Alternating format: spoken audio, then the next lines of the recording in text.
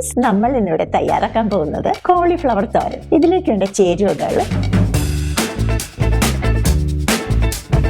ഒരു സ്കില്ലറ്റിലോട്ട് 1 table spoon വെളിച്ചെണ്ണ ഒഴിച്ച് വെളിച്ചെണ്ണ നന്നായിട്ട് ചൂടായി കഴിയുമ്പോൾ ഇതിലോട്ട് കടുകിട്ട് പൊട്ടിക്കുക. കടുക് പൊട്ടിക്കഴിയുമ്പോൾ കട്ട് ചെയ്ത് വെച്ചിരിക്കുന്ന ചെറിയ ഉള്ളി, പച്ചമുളക്, കറിവേപ്പില, വറ്റൽമുളക് എന്നിവയിട്ട് വഴറ്റുക. ഉള്ളി ഒന്ന് വാടിക്കഴിയുമ്പോൾ ആവശ്യത്തിന് ഉപ്പ് ചേർത്ത് നന്നായിട്ട് ഇളക്കി കൊടുക്കുക.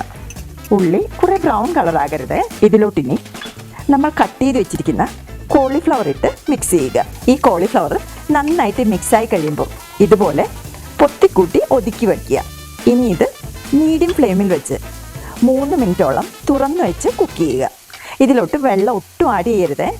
കോളിഫ്ലവറിന് അധികം വേവില്ല, പെട്ടെന്ന് തന്നെ വെന്ത് കിട്ടും. അതുകൊണ്ട് അടച്ചു വെച്ച് കുക്ക് ചെയ്യേണ്ട ആവശ്യമില്ല.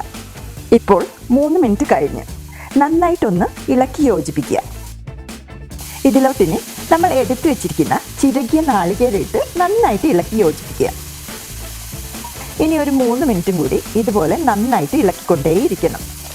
വെള്ളമെല്ലാം തോർത്തിയെടുക്കണം.